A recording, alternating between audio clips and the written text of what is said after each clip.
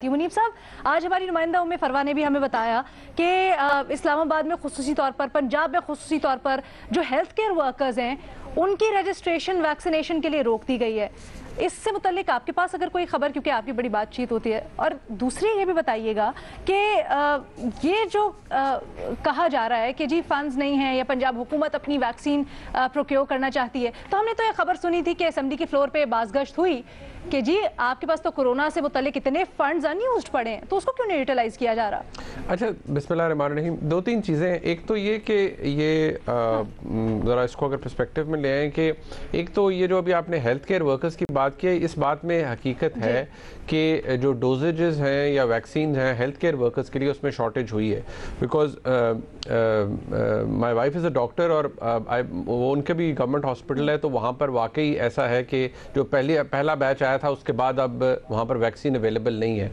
और health care workers के लिए अवेलेबल नहीं है, क्योंकि प्रायोरिटी यही थी कि हेल्थ केयर वर्कर्स को लगाई जाएगी, लेकिन अभी वहाँ पर मौजूद नहीं थी। लेकिन यहाँ पर एक बड़ी बुरी डिवीजन है कि जी कुछ अस्पताल फेडरल गवर्नमेंट के अंडर आते हैं, कुछ पंजाब गवर्नमेंट के अंडर आते हैं, लेकिन ये कंसर्न ज़रूर है बिकॉज हेल्थ केयर वर्कर्स को प्रायोरिटाइज किया गया था। दूसरी बात,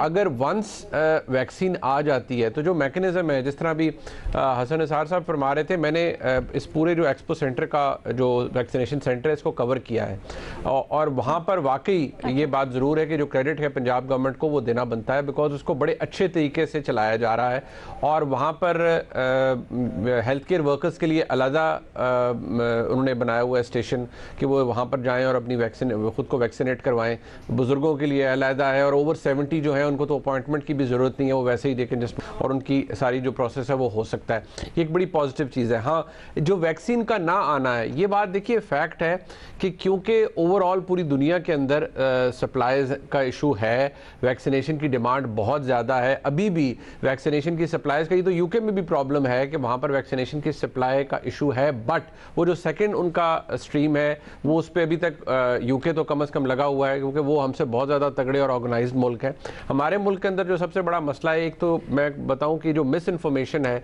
या डिस इन्फॉर्मेशन, ये इतनी बहुतात से फैलाई जाती है। अब ये बड़ा आसानी से किया जा सकता है इस कन्फ्यूजन को क्लियर, कि जब ये ऐसे बेनज़ीर शाह साहिबा ने असद उमर साहब को कोट किया, तो ये बताना चाहिए गवर्नमेंट को कि जी हमने इतनी परचेज कर ली है, इतने लोगों को हमने ऑलरेडी वैक्सीनेट कर दिया है और हमारे पास आगे जो 50 साल से 60 के दरमियान जो अब हम शुरू करेंगे और फर्दर डाउन हमारे लिए हमारे पास ये प्लान है, but subject to the availability of the vaccine. ये जब तक आप क्लैरिटी नहीं देंगे, और सूबों का ये बात फैक्ट है कि सूबे बहुत से काम खुद भी कर सकते हैं, क्या रुकावट है सूबों को भी बता देना चाहिए कि हमें फलानी चीज़ रोक रही है। और जहाँ तक ये जो प्राइवेट सेक्टर में ये जो वैक्सीनेशन आई है, इसके हवाले से देखिए दो राय हैं। बहुत से लोग ये कहते हैं कि ये बड़ा अच्छा है, बहुत से लोग जो कि मुखय्यर हज़रात हैं, जो अफोर्ड कर सकते हैं, उनको गवर्नमेंट के ऊपर या पब्लिक एक्सचेकर के ऊपर बोझ नहीं डालना चाहिए। हमारा मुल्क को मुकम्मल तरीके से कोई वेलफेयर स्टेट तो है नहीं, ना हमारे पास इतने फंड्स हैं कि पूरी जो आवाम है उनको मुफ्त वैक्सीनेट किया जा सके,